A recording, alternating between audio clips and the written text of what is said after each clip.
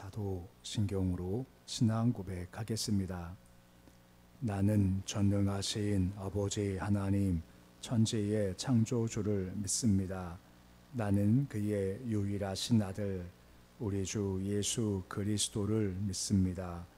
그는 성령으로 잉태되어 동정녀 마리아에게서 나시고 본디오 빌라도에게 고난을 받아 십자가에 못 박혀 죽으시고 장사된 지 사흘 만에 죽은 자 가운데서 다시 살아나셨으며 하늘에 오르시어 전능하신 아버지 하나님 우편에 앉아 계시다가 거기로부터 살아있는 자와 죽은 자를 심판하러 오십니다.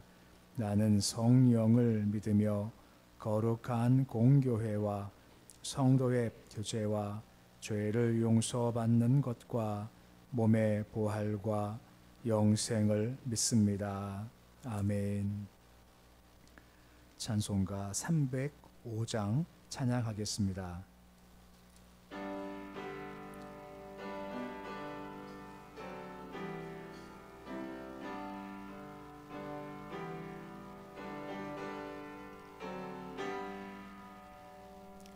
나 같은 죄인 살리신 주의 놀라워 잃었던 생명 찾았고 광명을 얻었네. 큰 죄악에서 건지신 주네 고마워. 나 처음 믿은 그 시간 귀하고 귀하다.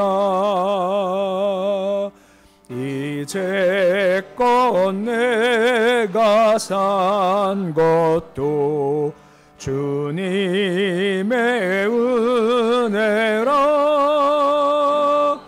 또 나를 장차 본향에 인도해 주시리. 거기서 우리 영원히 주님의 은혜로 해처럼 밝게 살면서 주 찬양하리라.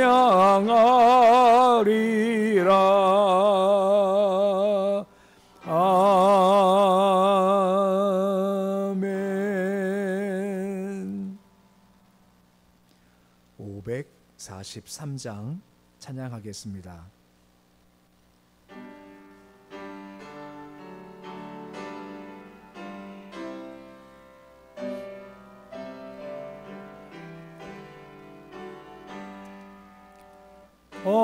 어려운 일 당할 때 나의 믿음 적으나 의지하는 내 주를 더욱 의지합니다. 세월 지나갈수록 의지할 것뿐일세. 무슨 일을 당해도 예수 의지합니다. 성령께서 내 마음 밝히 비춰주시니 인도하심 따라서 주만 의지합니다. 세월 지나갈수록 의지할 것뿐일세. 무슨 일을 당해도 예수 의지합니다. 밝을 때의 노래와 어두울 때의 기도로 위태할 때도 음을 주께 간구합니다. 세월 지나갈수록 어찌할 것뿐일세. 무슨 일을 당해도 예수 의지합니다. 생명 있을 동안에 예수 의지합니다. 천국 올라가도록 의지할 것뿐일세. 세월 지나갈수록 의지할 것뿐일세. 무슨 일을 당해도 예수 의지합니다.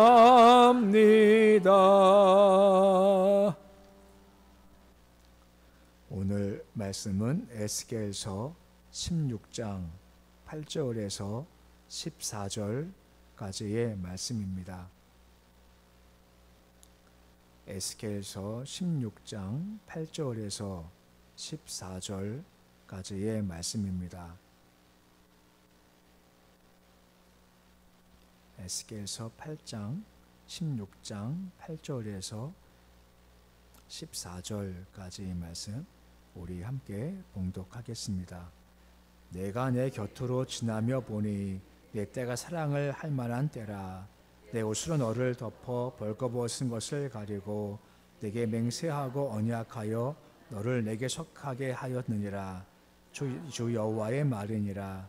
내가 물로 내 피를 씻어 없애고 내게 기름을 바르고 수놓은 옷을 입히고 물돼지 가죽신을 신기고 가는 배로 두르고 모시로 덧입히고 폐물을 채우고 팔걸이를 손목에 끼우고 목걸이를 목에 걸고 코걸이를 코에 달고 귀걸이를 귀에 달고 화려한 왕관을 머리에 씌웠나니 이와 같이 내가 금 은으로 장식하고 가는 배와 모시와 수놓은 것을 입으며 또 고운 밀가루와 꿀과 기름을 먹음으로 극히 곱고 형통하여 왕후의 주위에 올라왔느니라.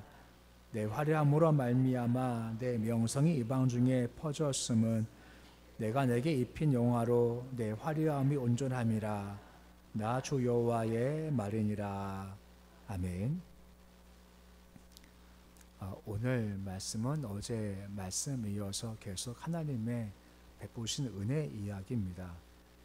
어제 이스라엘 백성들이 벌어진 갓난아기 같아서 그냥 두면 죽을 수밖에 없는 사람, 곧 도울 자가 없고 불쌍히 여기는 자가 없는 처지였다라고 했죠. 이건 애굽의 압제를 받을 때의 상황이었다라고 설명을 드렸습니다. 애굽의 압제하에서 고통당하고 말살당할 때조차도 누구도 돕지 않았다라고 하는 겁니다. 그때 하지만 주께서 그들을 돌보시기 시작했다라고 하는 거죠.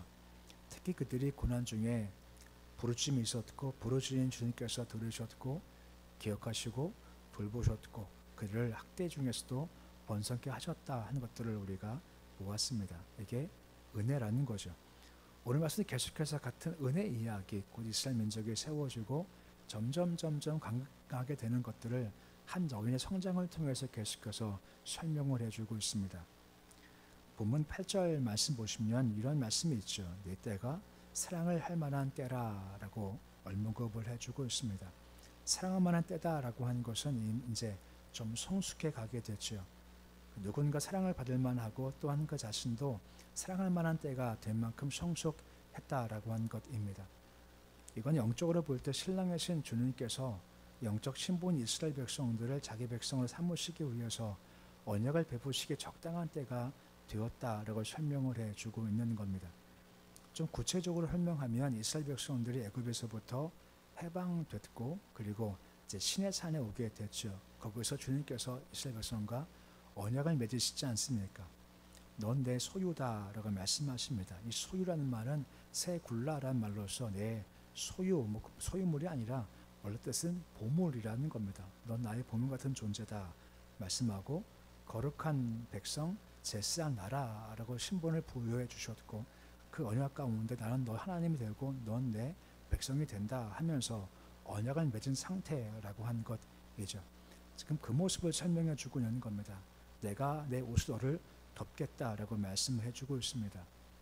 이스라엘 사회에서 남자가 여자한테 옷을 덮어준다라고 하는 것은 남자가 그 여자와 혼인하고 내 보호자가 되겠다는 상징적 행동이다라고 하는 것입니다. 그 예가 하나 있지 않습니까? 룻기 보면 룻이 보아스 발치 밑에 가서 옷을 덮어주십시오, 입을 덮어주십시오라고 하지 않습니까? 그게 바로 그 상징적 행동으로서 결혼을 의미한다라고 하는 것입니다. 이 말은 무슨 말이겠습니까? 이스라엘 백성과 하나님께서 시내 산에서 언약을 맺는 것은 마치 남자와 여자와 결혼할 때 함께 서약을 하지 않습니까? 이제 그런 모습을 지금 보인다라고 하는 겁니다. 피덩이 같이 약한 자였지만 주께서 그를 세워 나가셨고 이제는 정식 혼인 관계를 맺을 만큼 성숙하게 되는 것이 그들의 모습이다라고 하는 겁니다. 근데 매 절마다 한 가지 붙을 단어가 있습니다. 그게 뭐냐? 바로 하나님의 은혜다라고 하는 겁니다. 매 절마다 이것이 은혜구나 하는 것을 설명해 주는 말씀이 계속해서 이어지고 있는 겁니다. 9절 말씀 보십시오. 피를 씻어 없앤다, 기름을 바른다라고 언급을 해주고 있습니다. 9절 13절까지 말씀에서는 이스라엘 백성들의 통치자이신 여호와께서 그들과 같이 혼인하고 그 걸맞는 모습으로 치장하는 모습을 계속해서 보여주고 있는 겁니다. 물로 씻긴다, 기름 바른다는 것은 결혼 전 하는 풍습 중 한 가지였다라고 하는 것이죠. 이스라엘 백성들을 주의 백성으로서 합당할 만큼 정결하게 거룩하게 만드신다는 것도 함께 의미가 된다는 겁니다. 10절 말씀 보시면 이제 장식하는 모습이 나오게 되죠. 수 놓은 옷을 입힌다라고 말씀해주고 있습니다.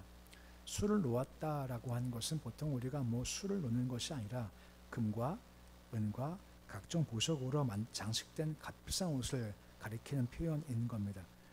그러니까 이걸 입은 자가 사랑받고 있는 존재라고 하는 것이고 신분이 고귀하다라고 하는 거죠. 또한 물, 돼지, 가루신이라고 나오죠. 정확히 이것이 어떤 짐승인지 알 수 없지만 보통 설명할 때 성막을 만들 때 4겹의 천이 주어지거든요. 가장 바깥들부터 4겹이 주어지는데 가장 바깥 천막 만드는 게 해달 가죽이다라고 설명되어 있습니다.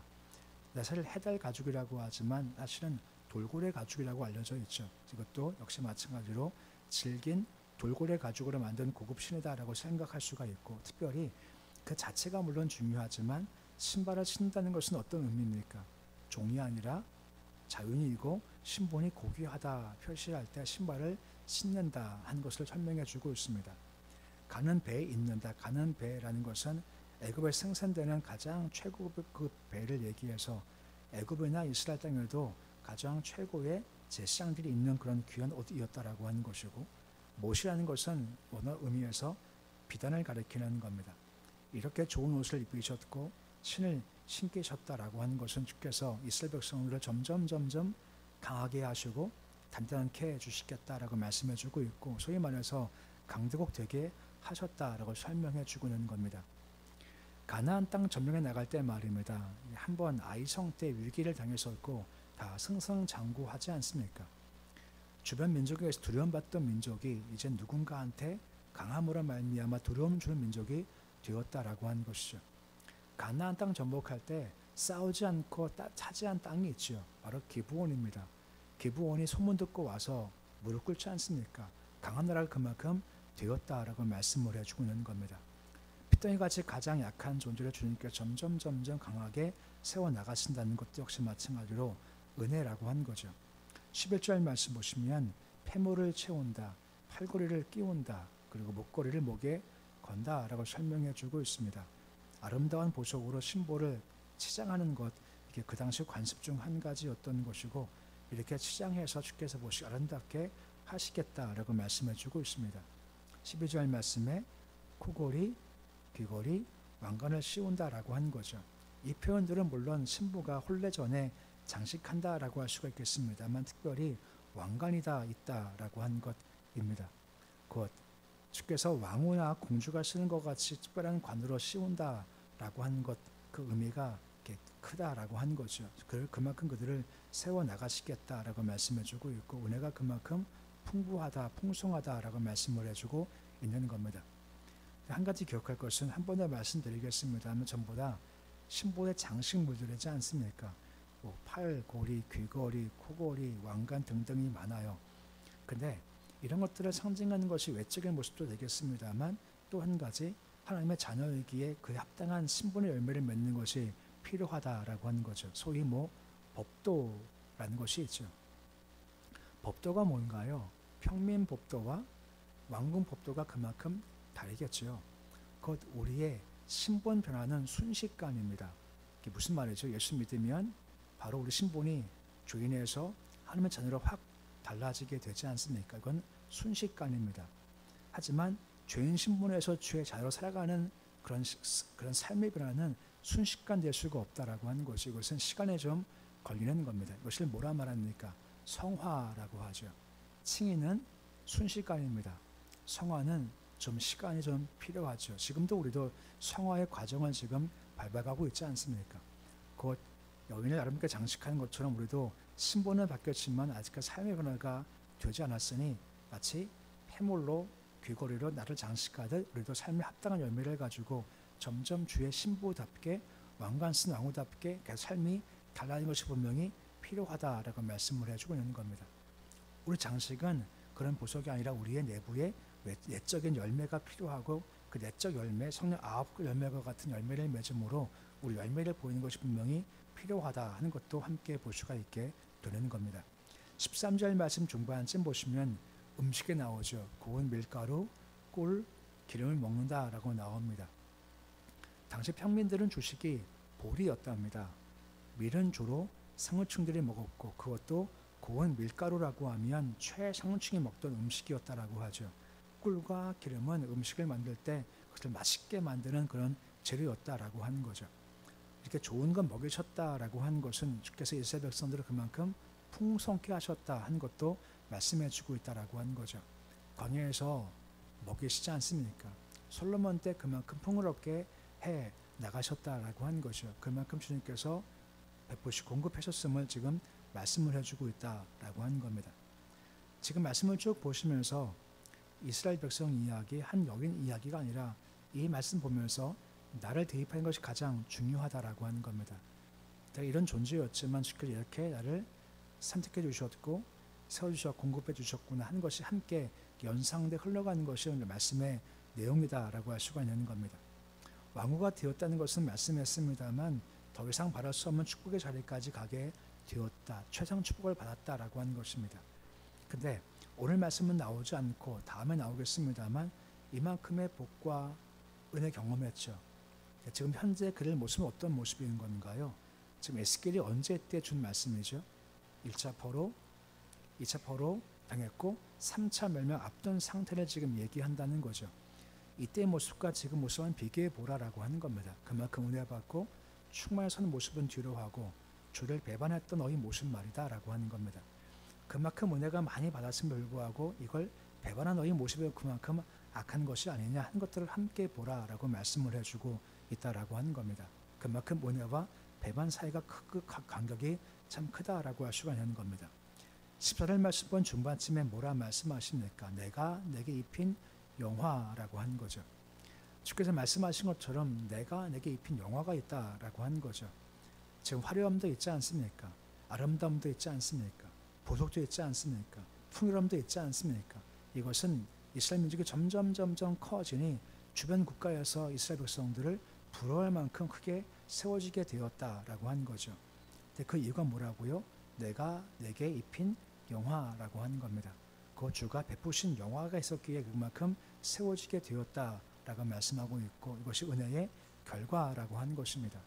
근데 아시죠? 주께서 이만큼 주시면서 항상 걱정하는 것이 있으시다라고 하지 않습니까? 그 걱정이 뭐죠? 그만큼 풍요로울 때 착각하는 것이 걱정이시지 않습니까? 뭐요? 내가 했다라고 착각할까 봐 항상 하나님은 걱정하신다라고 하는 겁니다. 교만이 뭐죠? 내가 했다 착각하는 겁니다. 내가 할 수 있어 착각이 바로 교만이죠. 그런 말씀 기억나십니까? 교만은 패망의 선봉이고 거만한 마음은 넘어짐의 앞잡이라고 하지 않습니까? 그러니까 우리가 은혜를 상실할수록 그만큼 패망이 가깝고 넘어짐이 가깝다라고 하는 겁니다. 매사마다 은혜 기억하자라고 하는 거죠. 오늘 말씀도 그냥 그 얘기예요. 말씀 보시면 참 평범하지 않습니까? 해석에 따라 필요 없어요. 핏덩이였지만 그만큼 왕후처럼 세워졌다. 이게 무엇 때문입니까? 내가 내게 입힌 영화라고 하는 겁니다. 내가 내게 준 거야. 근데 어느 순간 우리가 신앙 약해지면 이것을 잊어버려요. 참 자주 말씀드리지만 주신 분이 계시고 주신 것이 있지 않습니까? 뭐가 소중한 건가요? 거의가 소중한 건가요? 아니면 그 거의가 낳은 한금알이 중요한 건가요? 거의가 중요한 거죠. 주신 분이 훨씬 더 소중하다라고 하는 겁니다. 이거 잊어버리면 있는 건 있어봐야 아무 소용이 없다라고 하는 거죠. 주가 함께 하신 것이 바로 우리의 삶의 가장 큰 부분이다라고 하는 겁니다. 이스라엘 백성들이 금송아지 우상을 숭배하죠. 그때 모세가 중보하며 간신히 막아서지 않습니까? 주님께서 뭐라 말씀하십니까? 가나안 땅 올라가라 말씀하세요. 그 땅 줄 거다. 힘들지? 주의 사자가 네 앞에 가서 네가 싸워서 이길 거니까 올라가라 말씀하십니다. 근데 거기 한마디를 하세요. 난 너희와 함께 올라가지 않겠다라고 하는 겁니다. 보십시오. 가나안 땅 주시겠다요. 이건 분명히 축복입니다. 근데 문제가 뭐죠? 내가 너와 함께 가지 않겠다. 올라가라 해요. 그때 이스라엘 백성의 반응이 무엇입니까? 단장하지 않습니다. 자기를 과시하지 않습니다. 우리는 안 갑니다 라고 버틴게죠. 그 이유가 무엇입니까? 가나안 땅 주어져도 허락하시는 풍성함이 주어져도 누가 안 계시면 하나님이 함께 안 가면 아무 소용이 없다라고 하는 겁니다. 근데 교만은 그런 마음을 가지게 한다라고 하는 겁니다. 내가 강화되고 은혜가 주신 것이 많아지면 야 내가 이만큼 했구나 라고 착각하면 점점 주를 잊게 되죠. 그것이 바로 패망의 선봉이 넘어짐의 앞잡이라고 하는 겁니다. 늘 은혜 기억하십시오. 하루하루 받은 바 은혜가 받은 바 복이 뭔가 세어보라는 말씀과 같이 나 옛날 삶을 좀 기억하시면서 지금까지 쭉 걸어왔었을 때 어떻게 도우셨나, 어떻게 세우셨나, 어떻게 나를 입히셨나, 어떻게 나만큼 이렇게 이끄셨나 하루하루 하나하나 기억하시면서 결론이 무엇입니까? 은혜 아니면 아무것도 아닙니다 하는 거 우리의 결론인 거죠. 그리고 이거 기억하면 우리를 그 다음부터 장식해야죠. 오늘 말씀과 같이 뭐 귀걸이, 팔걸이, 코걸이 등등 장식한 우리도 마찬가지입니다. 하나님의 자녀답게 선한 행실을 하는 것이 우리의 장식품이고 우리의 면류관 왕관 된다라고 말씀해주고 있는 겁니다. 말씀 기억하시면서 늘 은혜 잊지 마시고 은혜 마음에 깊이 새기시고 은혜가 있기에 우리 삶이 보이는 외적 보석이 아니라 우리 삶의 행실을 통해서 열매 맺고 주에게 잘 걸어가는 모습이 되실 수 있으시기를 우리 주 이름으로 축원해 드립니다. 기도하겠습니다. 아버지 하나님, 계속 은혜 받은 이야기입니다. 이스라엘 백성들 은혜 다 잊어버리고 착각합니다. 내가 한 거고 또 내가 할 수 있다. 착각하고 교만하니 패망하고 넘어집니다. 아버지 우리도 그래 은혜지 뭐 하고 그냥 단순히 넘어가는 것이 아니라 하나하나 은혜 기억하면서 주님 그게 은혜였습니다. 그게 은혜였습니다. 은혜 아니면 내가 아무것도 아니었습니다 하며 고백하고 은혜 기억하며 은혜 감사하게 하시고 은혜 기억하기에 주를 떠나면 살 수 없게 더 주 의지하면서 하루하루 우리 삶에서 오늘 한 여인의 그런 장식품처럼 우리도 외적 장식품이 아니라 우리 마음의 내적 장식품을 맺되 주를 따라 행실이 온전해서 선한 행실을 통해서 아버지 아름다운 장식을 맺어가는 삶 될 수 있도록 주님 도와주시옵소서.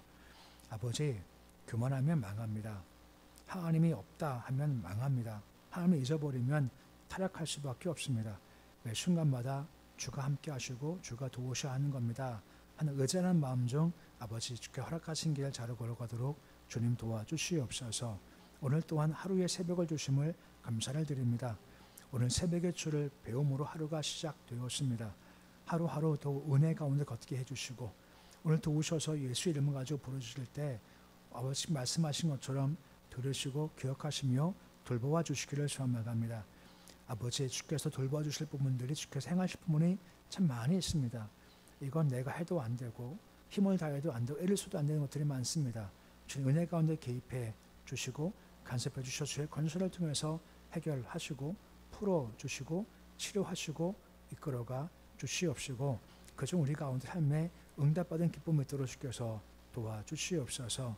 교회 잘 세우게 하시고 예배가 살아 모든 것이 회복될 수 있도록 주여 도와주시옵소서. 우리 자녀들 견고히 잘 붙잡아 주시기를 소망합니다. 오직 하나 예수입니다. 예수님밖에 없습니다. 예수 더 잘 믿기를 원하며 예수 잘 맺기에 그 위에 보물들을 하나하나 맺도록 주님 도와주셔서 피덩이 같은 존재가 아름다운 왕과 같이 성장된 것이 우리 아이들이 성장된 과정 되어서 예수 안에서 그렇게 패물도 주어지고 지혜도 주어지고 먹을 것도 주어지고 권세가 주어지는 그런 귀한 삶 살도록 자녀들을 인도해 주시옵소서. 북한 땅 기름 부으시고 생명의 빛으로 주께서 인도해 주시옵소서. 오늘 예배드리며 허윤순 권사님 감사한 금 드렸습니다. 손길에 주님 복을 더하시옵소서. 기도응답 감사하며 또한 주신 생명 감사드리는 예물이오니 주님 받아주시옵시고 더 기도해서 더 응답도 없도록 주님 도와주시옵시고 그 생명 있도록 주께서 인도하여 주시옵소서. 오늘 주님의 이름으로 하루가 시작되었습니다. 하루 예수께 맡겨드리는 하루가 되어지기 소망합니다.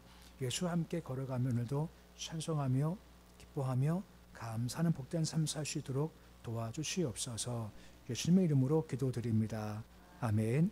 하늘에 계신 우리 아버지, 아버지의 이름을 거룩하게 하시며 아버지의 나라가 오게 하시며 아버지의 뜻이 하늘에서와 같이 땅에서도 이루어지게 하소서. 오늘 우리에게 일용할 양식을 주시고 우리가 우리에게 잘못한 사람을 용서하여 준 것 같이 우리 죄를 용서하여 주시고 우리 시험에 빠지지 않게 하시고 악에서 구하소서. 나라와 권능과 영광이 영원히 아버지의 것입니다. 아멘.